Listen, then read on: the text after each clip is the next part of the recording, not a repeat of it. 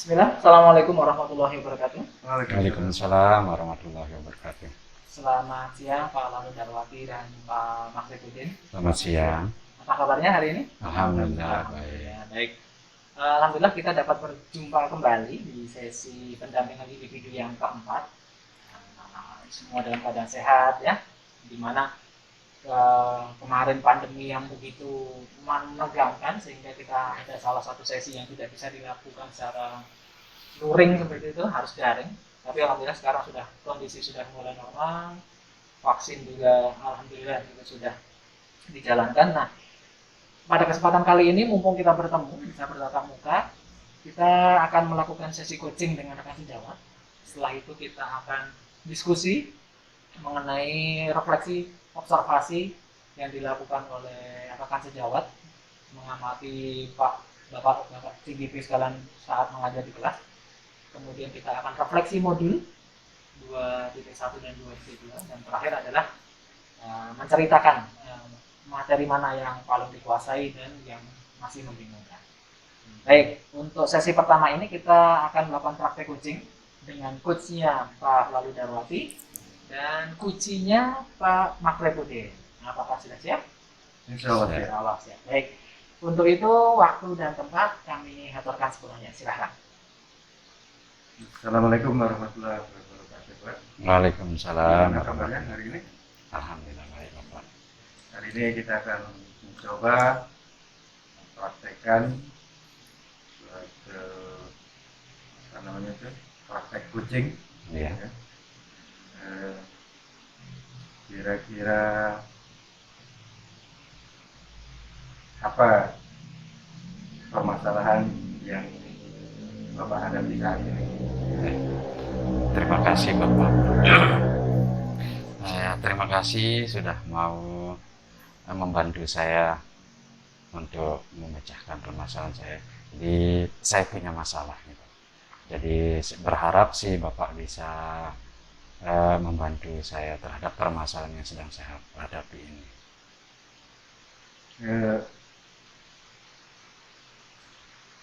Apa namanya itu?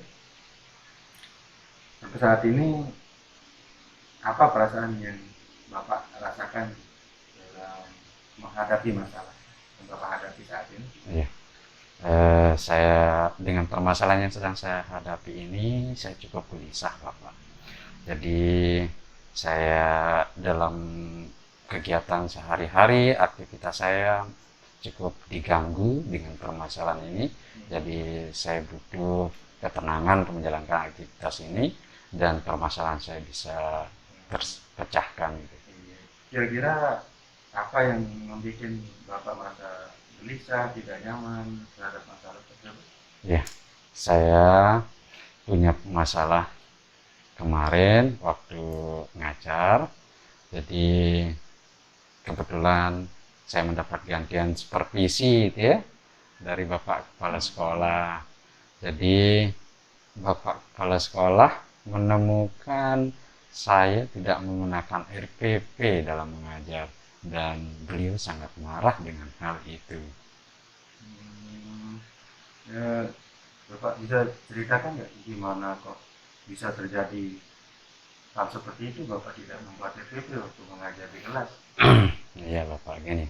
Saya waktu di supervisi itu saya mengajar secara spontan maksudnya, tapi tetap tidak keluar dari kurikulum yang ada dan materinya pun tetap saya jalankan gitu kan sesuai dengan materi kurikulum yang ada. Jadi itu yang buat jadi pada saat itu saya coba menjelaskan demikian, tapi beliau tetap mengacu kepada saya harus membuat RPP sebelum mengajar. Dalam pembelajaran di kelas itu Bapak merasa susah nggak mengajar tanpa menggunakan RPP? Eh, jadi kalau mengajar itu sebenarnya tanpa menggunakan RPP saya memang terkadang ada susahnya gitu kan, karena itu kan kegiatannya tanpa RPP ya memang spontan gitu kan, jadi tanpa melalui perencanaan yang baik gitu. Jadi spontan aja ngajar itu. Hmm, yang bikin susah dalam mengajar tanpa menggunakan EPP itu seperti apa sih? Hmm, jadi susahnya ya mungkin gini ya. Jadi kalau kita lagi ngajar, oh kegiatan berikutnya apa gitu yang harus saya lakukan. Nah itu kita coba pikirkan di dalam kelas. Jadi itu mungkin susahnya ya. Terus apa perbedaan yang Bapak rasakan saat menggunakan EPP dengan tidak menggunakan EPP? Jadi kalau ngajar tidak menggunakan RPP ya istilahnya ibaratnya saya tidak punya panduan gitu ya. Tapi kalau menggunakan RPP saya ada panduan untuk melakukan pengajaran yang baik. Nah, Bapak kan sudah kalau menggunakan EPP kita mempunyai panduan dalam pembelajaran di kelas. Nah, terus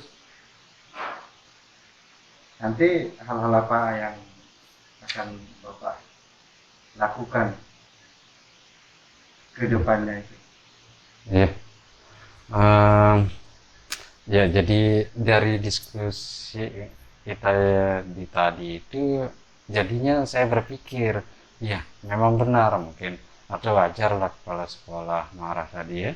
Jadi mungkin eh, saya kalau sebelum mengajar harus membuat DPP. Jadi mungkin itu ya. Kira-kira ada nggak hambatan yang Bapak miliki, yang Bapak rasakan setelah tidak menggunakan FTP dan apa namanya itu, yang sebelum-sebelumnya menggunakan FTP? Hmm, hambatannya ketika tidak menggunakan RPP terkadang saya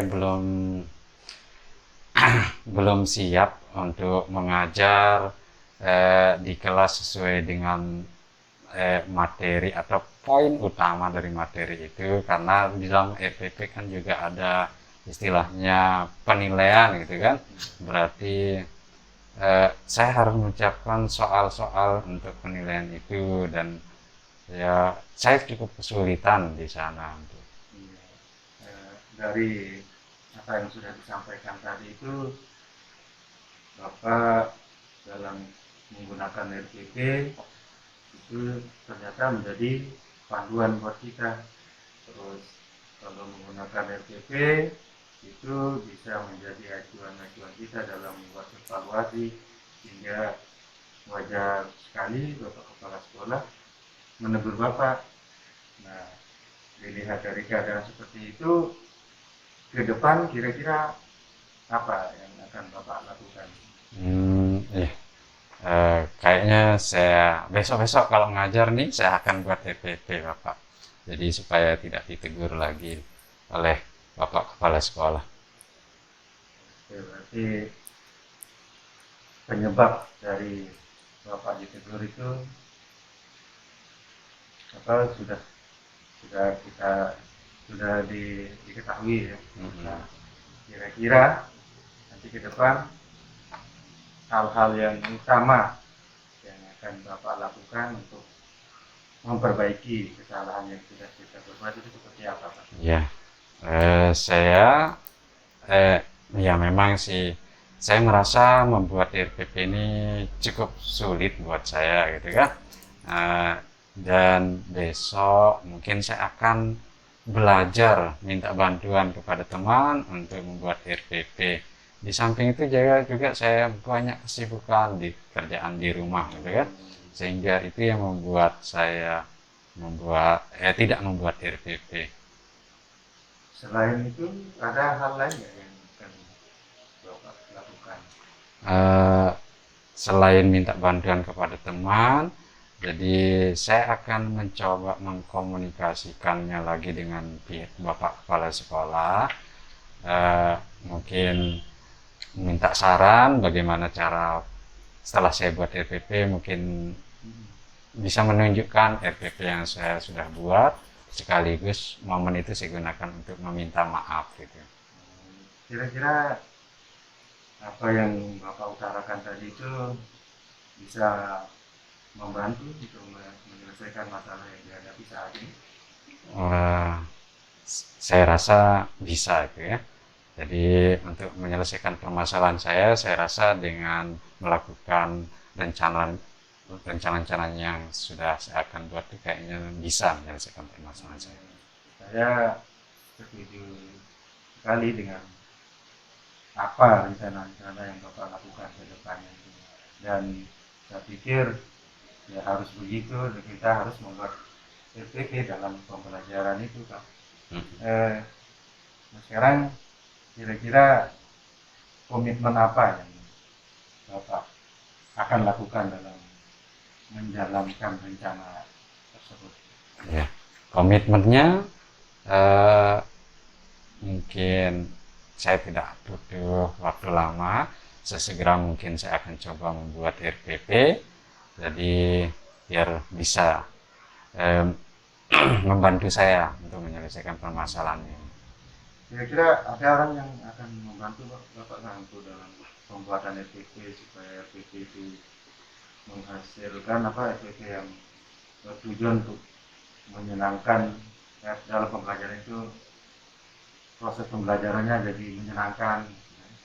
Ya, untuk membantu saya dalam membuat RPP cukup banyak. Di sini ada banyak guru senior gitu ya, yang bisa membantu saya. Mungkin sebelumnya saya mungkin agak malu gitu ya, tapi sekarang saya coba untuk mengkomunikasikan, belajar, bertanya gitu, cara membuat RPP yang baik. Iya Pak, saya setuju dengan apa yang Bapak rencanakan dan saya dukung dan saya yakin pasti Bapak bisa melakukan itu dan Bapak Kepala Sekolah pasti tidak akan marah lagi. Oh ya, mudah-mudahan Bapak. Iya, Terima kasih Bapak ya, iya, sudah sama-sama. membantu dan mendengarkan curhatan saya. Iya.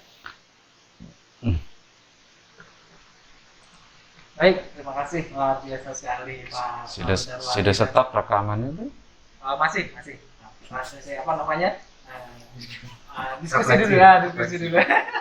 Jadi alhamdulillah Pak Lalu Darwati sebagai coach dan Pak Maksududin sebagai coaching sudah berjalan lancar walaupun di awalnya agak berbet ya karena kalau sepeda motor karburator start awalnya agak berbet dulu. Tapi ternyata alhamdulillah ke belakang udah mulai lancar, mesinnya udah panas jadi lancar. Saat saya dengar identifikasi awal masalahnya kan tidak bawa RPP atau tidak membuat RPP. Tadi tidak membuat atau tidak membawa? Tidak membuat RPP. Tidak membuat ya. Saat supervisi Pak Kepala tahu gitu kan. Yang menjadi permasalahan tadi lebih ke apa namanya di awal ya. Saya simak itu lebih ke takut dimarahin daripada efek dari tidak membuat RPP. Tapi di akhirnya di belakang ini ternyata ada. Jadi memang tidak membuat RPP itu karena alasannya bukan karena takut sama Pak Kepalanya, tapi karena memang tadi ya cukup sulit. Nah, kemudian belajar mencoba untuk belajar minta banyak kesibukan. Itu hampir saya mikirnya, wah ini hampir hilang ini anunya. Tapi ternyata alhamdulillah di belakang muncul tuh, jadi aman sudah. Ketemu juga. Kalau aku sempat masak tadi anunya error kepala. Mau ngomong apa gitu. Baik, luar biasa. Kemudian untuk Pak Maksududin juga menjawab dengan baik ya. Mungkin pengalaman pribadi ya, Oh, tidak. Tapi bagus sekali improvisasinya, membuat apa namanya suatu permasalahan yang bagus.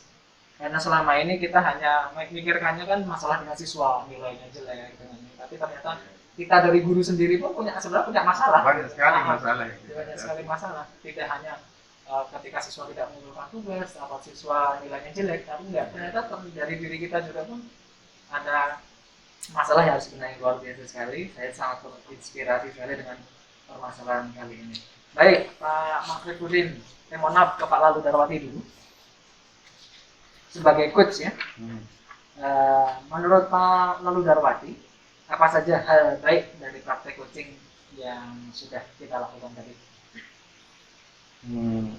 Hal baik sih menurut saya kita bisa menyelesaikan masalah bersama dan apa namanya itu mencari solusi bersama Oke.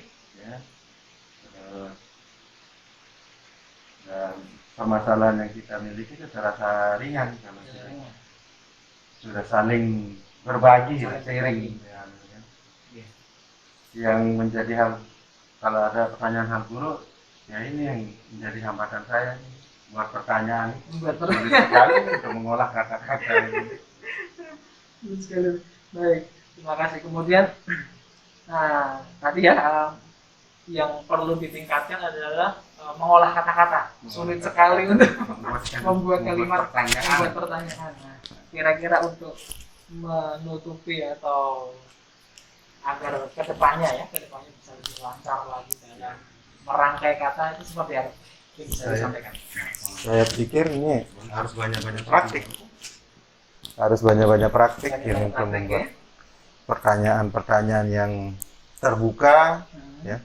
Nah, yang masih mengalami kesulitan itu sudah membuat pertanyaan-pertanyaan terbuka itu dan juga yang akan menggiring, mengguiding coach itu untuk menemukan masalah yang dimiliki, untuk menemukan solusi maksud saya, solusi yang dimiliki dari permasalahannya yang dihadapi gitu ya. Untuk meningkatkannya adalah perlu banyak latihan ya. Perlu banyak latihan. Kemudian mencoba membuat sebanyak-banyaknya pertanyaan terbuka. Iya. Nah, kemudian menggali lagi yang putus asa. Dan saya pikir dalam pelajaran ilmu bahasa itu ada teknik-tekniknya mungkin untuk membuat satu pertanyaan terbuka itu mungkin ada ilmunya. Nah, perlu kita browsing nanti di internet ya, untuk mencarinya. Terakhir untuk Pak Lalu Darwati, bagaimana perasaan Pak Lalu Darwati setelah melakukan praktek coaching pada sejawat? Saya merasa lega dan sekarang udah merasa ringan sekali. Kalau kemarin-kemarin masa terbebani karena ini tugas juga.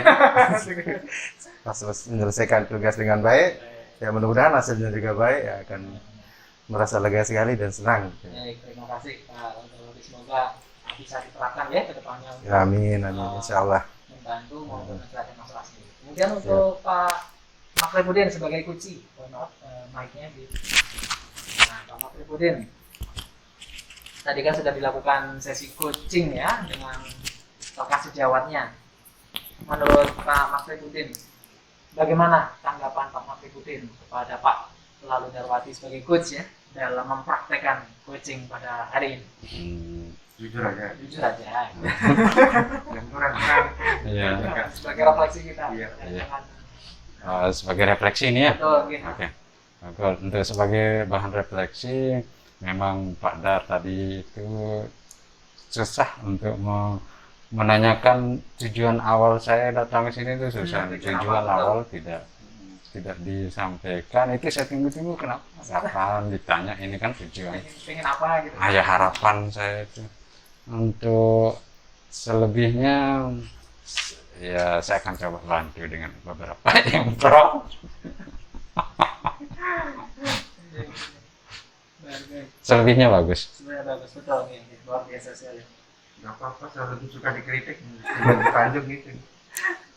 Kemudian, menurut Pak Makribudin sebagai kunci ya, secara umum, hal baik apa yang Pak Makribudin rasakan ketika mendapatkan kesempatan untuk mengungkapkan unek-uneknya, mengungkapkan perasaannya dalam sesi coaching tersebut? Oke. Sebenarnya sesi coaching ini bukan kali ini saja saya lakukan. Saya paling senang curhat dengan orang-orang yang banyak ilmunya, gitu ya. Jadi karena dari curhat atau proses coaching yang dilakukan baik yang barusan maupun sebelum-sebelumnya itu dapat membuka wawasan saya untuk lebih kreatif dan inovatif dan mampu memecahkan semua permasalahan yang sedang saya hadapi sehingga saya bisa menjadi manusia yang dewasa gitu. Luar biasa sekali. Jadi memang dalam sesi coaching ini kita banyak sekali mendapatkan manfaat ya. Salah satunya jadi senang karena kita mendapatkan teman curhat, mendapatkan membuka wawasan dan menambahkan kreativitas ya, Betul. karena dipancing terus kita jadinya Iya. berusaha untuk berpikir lebih dan lebih baik. Baik, terakhir untuk Pak Makhribuddin, apa saja yang perlu dikembangkan atau bagian mana yang menurut Pak Makhribuddin perlu dikembangkan untuk lebih lanjut, baik itu untuk program coaching untuk seluruh elemen masyarakat maupun mohon maaf, untuk elemen sekolah maupun untuk diri pribadi sendiri. Hmm. Yang perlu dikembangkan di sini kayaknya keterbukaan ya. Keterbukaan. Ya, rasa terbuka itu terhadap semua permasalahan yang kita hadapi. Karena kalau permasalahannya ditutup-tutup, jadi itu akan menjadi bom waktu nanti, dan akan menjadi warga masyarakat akan cenderung berpikir secara deficit based thinking gitu ya. Jadi kalau terus ditutup-tutupi, tidak mau saling terbuka gitu. Baik, jadi yang perlu dikembangkan adalah sifat keterbukaannya itu ya. Dan praktek coachingnya itu harus Praktek coachingnya. Ketika tidak ada perasaan saling terbuka, diam-diam aja, menganggap semua baik-baik saja, ya selesai sudah masalahnya. Sama. Jadi bom waktu. Ya, sama kayak di dalam kehidupan keluarga, kalau tidak terbuka akan menjadi bom waktu. Nah, Nanti meledak ya. bahaya ya. Apalagi tidak pernah dibuka. Iya. Gitu. Baik, luar biasa sekali coaching hari ini. Semoga bermanfaat untuk kita semua. Dan kita bisa menerapkan menerapkan coaching dalam kehidupan sehari-hari. Saya mengucapkan terima kasih. Saya akhiri ya. Terima kasih. Assalamualaikum warahmatullahi wabarakatuh. Waalaikumsalam warahmatullahi wabarakatuh.